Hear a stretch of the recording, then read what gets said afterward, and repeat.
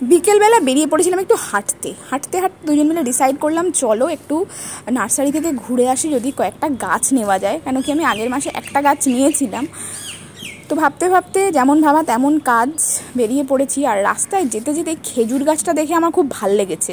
আর খেজুর গাছটার স্পেশালিটি এমন ছিল যে একেবারে বাড়ির ব্যালকানির পাশে হয়েছে। বাড়ির লোকেদের কিন্তু খুবই আনন্দ, বেশ খেজুর ছিঁড়ে ছিঁড়ে পেকে গেলে খেতে পারবে। আমি ভাবতে ভাবতে যাচ্ছিলাম আমার বাড়ির পাশে যদি এমন একটা খেজুর গাছ থাকতো, বেশ বারান্দায় বসে বসে খেতে পারতাম।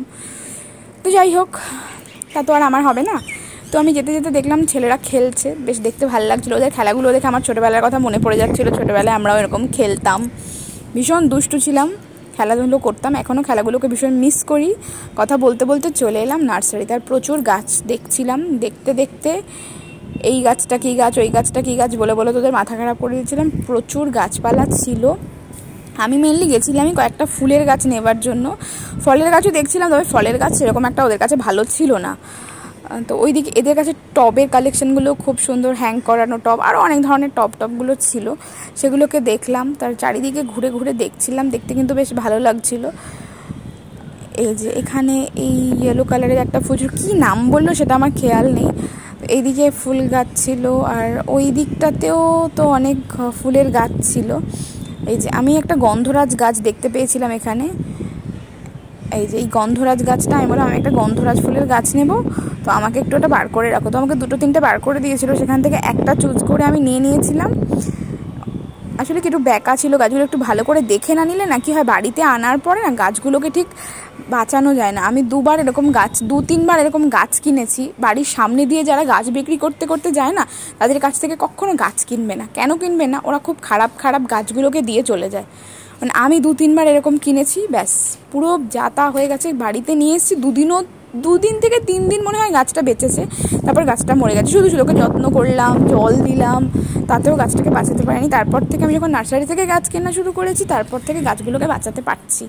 তো এখানে তো প্রচুর গাছ ছিল। একটা টগর দেখলাম, জবা দেখলাম। এই জবাটা বেশ দেখতে ভালো, পিঙ্ক কালারের ছিল। জবাটা এবার নিই, জবাটা পরের বার নেব।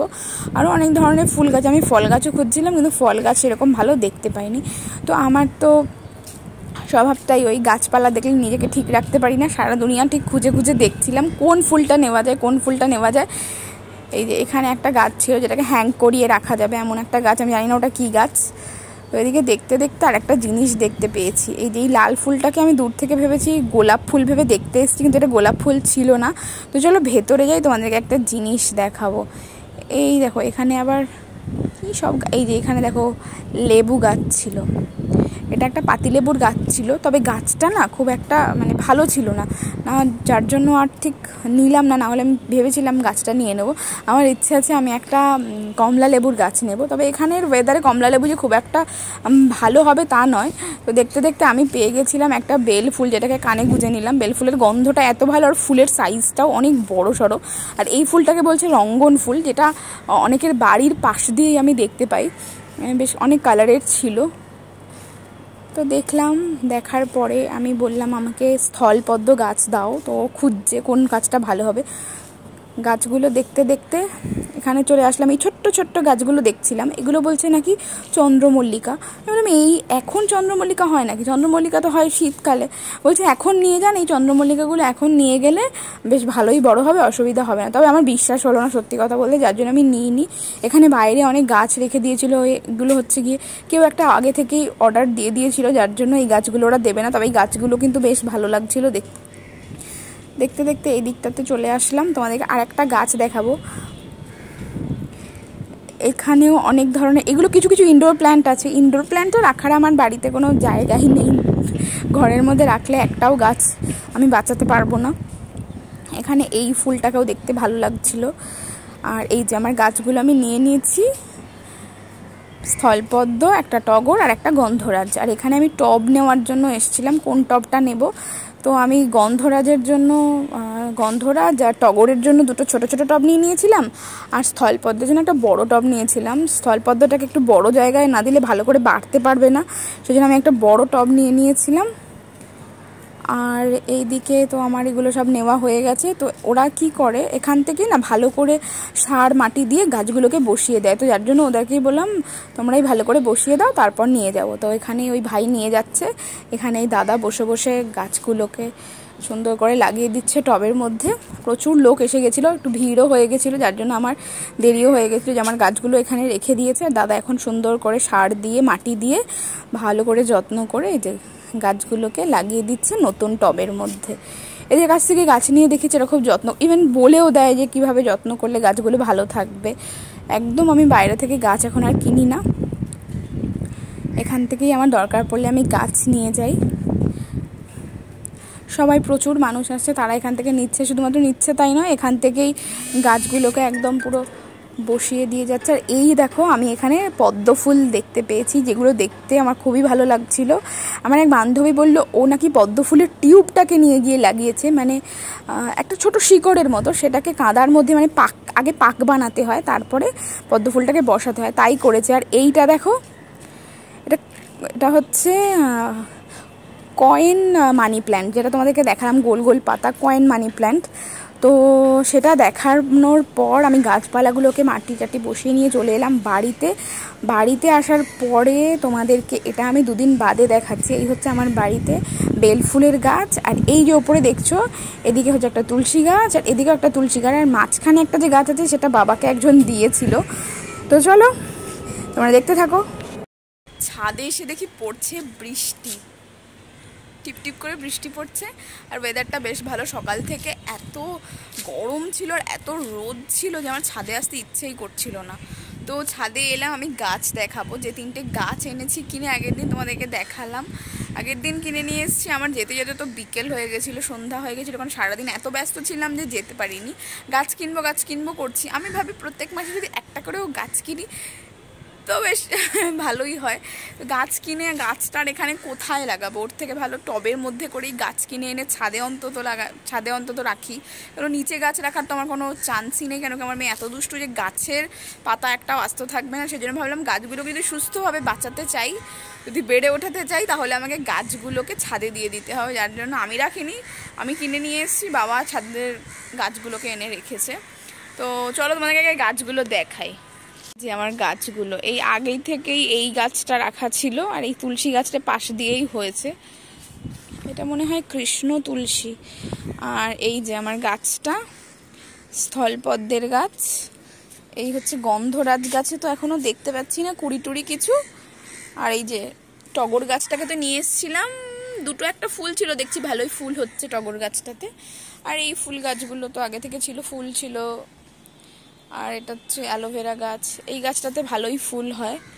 আমি মাঝে মাঝে নিয়ে গিয়ে, যখন ফুল থাকে না, বৃষ্টি পড়ে বাইরে বেরোতে পারি না, তখন এই ছাদ থেকে 2টো একটা ফুল তুলে নিয়ে গিয়ে আর কি কাজ চালিয়ে দিতে হয়, কিছু করার থাকে না। দেখালাম এনে রেখেছি, আসলে কি নিচে না করাই যেতে পারে, নিচে যদি রাখতে হয় তাহলে আমাকে ছোট ছোট কোনো ফুলের গাছ এনে লাগাতে পারি, ভালো লাগে ব্যালকনিটাকে সাজালে। কিন্তু মিষ্টুর জন্য কিচ্ছু করা যায় না, কি ও কী করবে, গাছটাকে দেখবে, দেখে দেখে রাখবে। ইভেন 2 দিন আগে যখন ছাদে এসছে, তখন ওই ছাদে এসে ওই মাটিগুলোকে, গাছের গোড়া থেকে মাটিগুলোকে নিয়ে নিয়ে খেলা করছে। এখন গাছের গোড়াটা যদি নড়ে যায় তাহলে তো গাছটাকে বাঁচানোটা সম্ভব নয়। গাছগুলোকে বাঁচাতে গেলে আমাকে এখানে রাখতে হবে। আর আমি ওর পাপাকে বলি তুমি যদি ওকে ঘুরতে নিয়ে যাও তাহলে এখানে নিয়ে এসো না, ওকে একটু পার্ক থেকে ঘুরিয়ে নিয়ে এসো, সেটা বেশি ভালো হবে। তো যাই হোক, এখন গাছগুলোকে আমার ইচ্ছে আছে যে আমি প্রত্যেক মাসে অন্তত 2টো করে না পারি 1টা করে গাছ কিনবো। বাইরে কোথায় বৃক্ষরোপণ করাটা তো আমাদের দরকার। আমাদের সত্যি কথা বলতে যা অবস্থা না, এত গরম পড়ে, এত হিউমিডিটি, মানে কিছু বলার নেই। কলকাতায় তো প্রচণ্ড পরিমাণে গরম।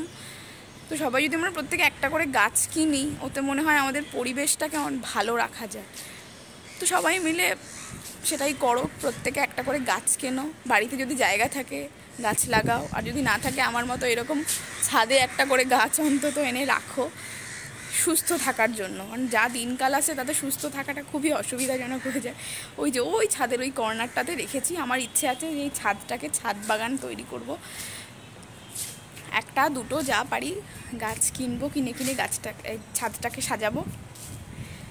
তো আমি একটুখানি বেরোবো, আজকে যেতে যেতে একটু দেরিও হয়ে যাচ্ছে। আজকে এখন বিকেলবেলা এসছি, আমি 2 দিন বাদে আসলাম তোমাদেরকে ছাদে দেখানোর জন্য, কারণ কি সেদিনই তো আমি গেছি সন্ধ্যাবেলা, তারপরে বাড়িতে আস্তে আস্তে আমার রাত বেজে গেছে 8:30 পৌনে 9টার মতো। তখন আর রাত্রিবেলা এসে আর দেখাতে ইচ্ছেও করছিল না যে গাছগুলোকে একটু দেখাই, ভাবলাম পরে কোনো একদিন তোমাদেরকে দেখাবো। আজকে দেখিয়ে দিলাম গাছগুলোকে কোথায় এনে রেখেছি। প্রচুর গাছপালা ছিল, একটা মানি প্ল্যান্টের গাছও দেখেছিলাম। তো মানি প্ল্যান্টটাকে রাখার ঠিক জায়গা বলে, মানি প্ল্যান্টটাকে নাকি ঘরের মধ্যেই রাখতে হয় ইনডোর প্ল্যান্ট হিসেবে।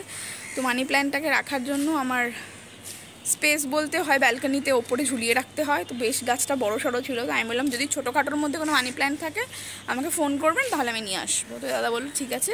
আর একটা ইচ্ছে আছে, একটা পদ্ম ফুল আনবো। একটা পদ্ম ফুল দেখিয়েছি তোমাদেরকে, পদ্ম ফুলটা বেশ ভালো লাগছিল দেখতে। তবে ওনারা বলছে যদি নিতে আপনি এই পটটা সমেত নিয়ে যান। ওটা একটা বালতির মধ্যে ছিল, ওর মধ্যে আসলে কি পদ্ম ফুলটা তো পাকের মধ্যে হয়, তো ওটাকে যত্ন করতে হয় কি আমি একটু ভালো করে দেখে নিই, তারপরে পদ্ম ফুলটাকে নিয়ে। পদ্ম ফুলটাকে যত্ন না করতে পারলে নষ্ট হয়ে যাবে।